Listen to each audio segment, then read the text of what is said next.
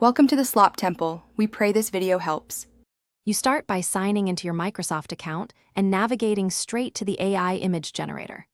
Once done, make sure to enable any experimental or AI features in settings so you have full access. You'll need an active subscription or trial. Confirm billing details quickly to avoid interruptions.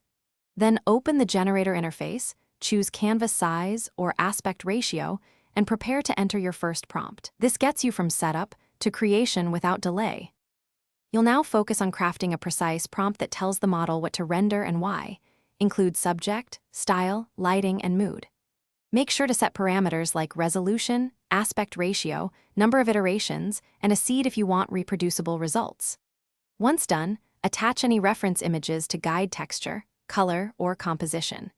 You should preview and tweak prompts iteratively, because small wording changes often produce large visual differences. So refine until the output. You finish by reviewing the generated images closely, picking the best, and using any built-in editing or upscaling tools to polish details.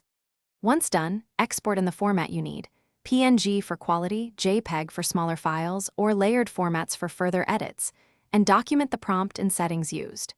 If results are off, make sure to clear cache, vary the prompt specificity, change the seed, or increase iterations. These troubleshooting steps typically resolve common quality or consistency problems. Thanks for watching. Consider subscribing if we helped you.